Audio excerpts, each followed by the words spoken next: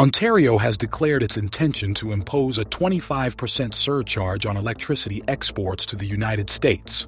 This decision follows a pattern, as Canada already plays a crucial role in supplying key energy resources to the U.S., including crude oil worth approximately $70 billion and 9 billion cubic meters of LNG.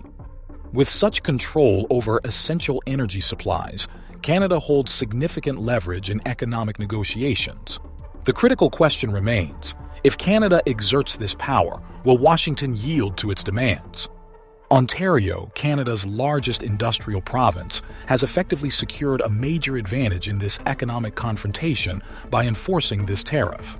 The potential consequences are severe, as many states in the U.S. heavily rely on Canadian electricity. If Ottawa chooses to restrict exports, large portions of the American electrical grid could be affected. Beyond electricity, Canada is also responsible for nearly 20% of the crude oil imported into the United States, contributing to a vast economic interdependence. During winter, Canada supplies 9 billion cubic meters of LNG to the U.S., a resource that is critical for maintaining energy stability in several states.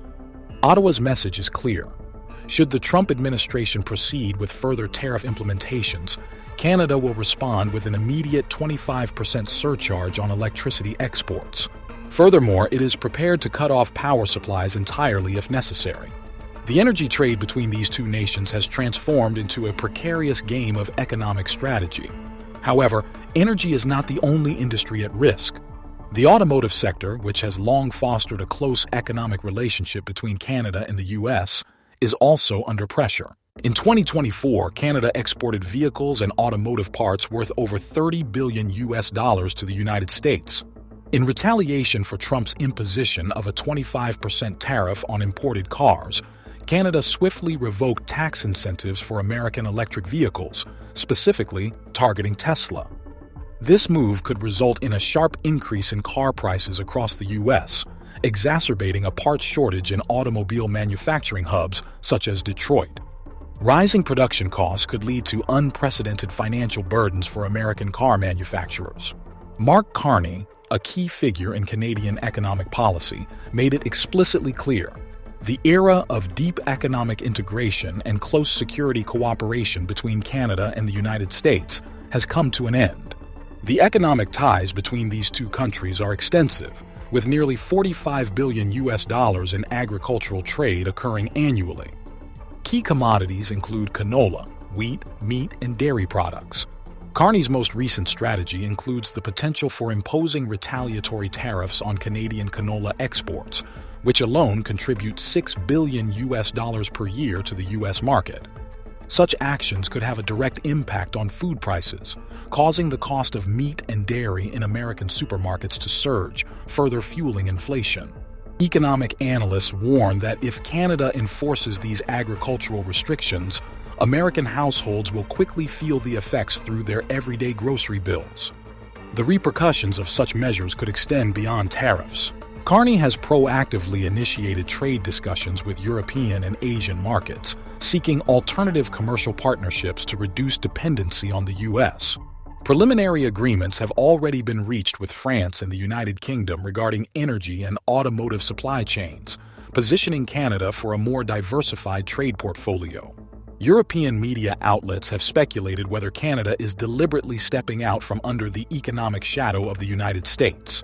Carney responded affirmatively, stating that Canada must significantly reduce its reliance on U.S. trade, establish new partnerships, and take bold actions previously considered unrealistic at unprecedented speeds. Canada's actions indicate more than mere retaliation. They suggest a complete restructuring of its economic strategy. In the sectors of energy, automotive production, and agriculture, Canada is deploying strategic economic maneuvers to counter Trump's trade policies. Prime Minister Carney and the Canadian government have demonstrated a firm commitment to these retaliatory actions, showing no hesitation in implementing measures aimed at economic independence from the United States. The key questions now are: how will Washington respond? And can Canada establish durable trade alliances with Europe and Asia to offset its reduced reliance on the U.S.? If Canada follows through with its strategy, the United States could face a serious economic crisis. The ramifications of these economic countermeasures extend beyond immediate trade disruptions. They could fundamentally alter the economic order of North America. This moment represents a turning point, a trade war with the potential to redefine the economic future of both nations. The question remains whether Trump, who has projected a tough stance on economic policies, can withstand the challenges ahead. Former Congressman Adam Kinzinger recently voiced strong criticism of Trump, portraying him as a weak and cowardly figure attempting to appear strong. Kinzinger, referencing Trump's actions during the January 6th Capitol attack, highlighted how Trump remained absent from leadership at a critical moment, instead watching the events unfold on television from the comfort of the White House. This behavior, Kinzinger argues, is far from the mark of a strong leader.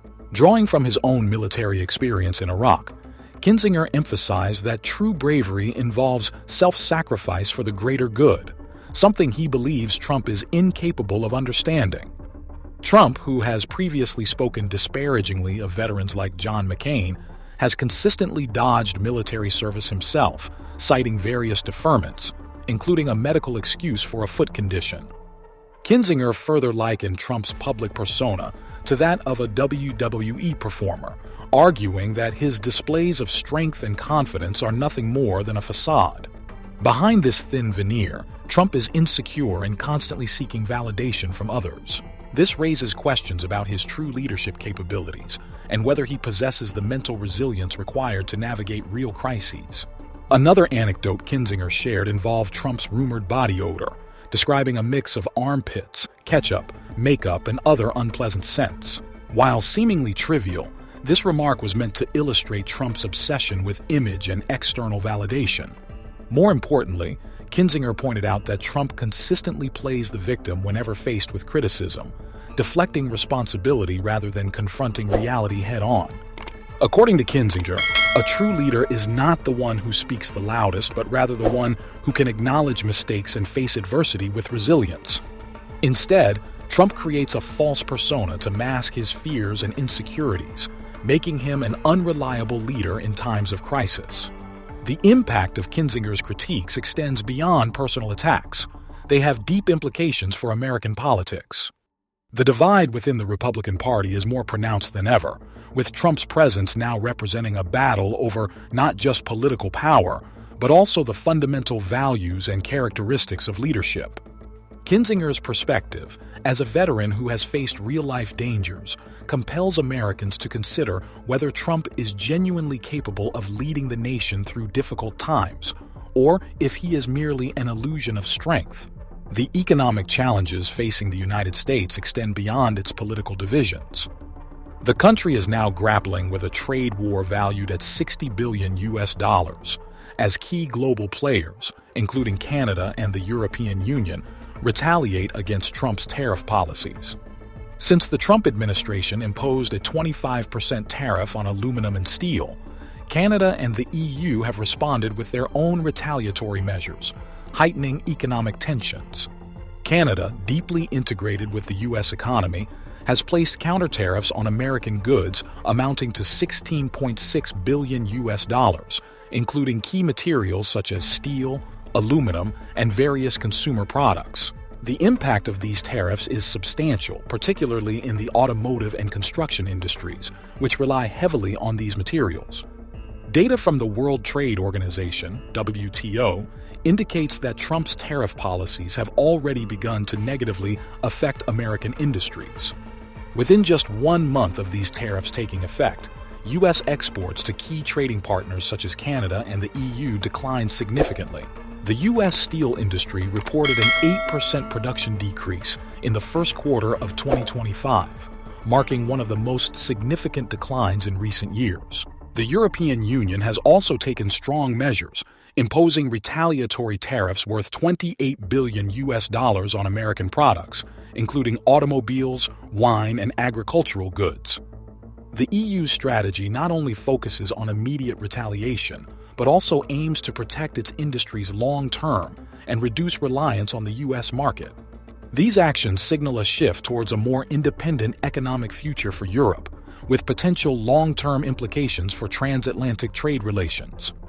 As investor confidence in the U.S. government's economic policies wanes, the stock market has experienced sharp declines.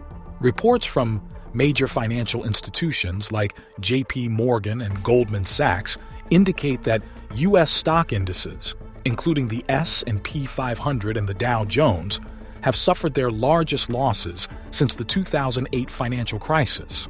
With consumer prices rising and economists forecasting a potential recession, the stakes in this trade war are higher than ever. If the United States does not adjust its approach, the repercussions could extend well beyond its own borders, affecting the global economy in profound ways. I've shared my opinion, but what do you think? Leave your comment, give it a like, and subscribe to the channel. Thank you for watching. See you soon.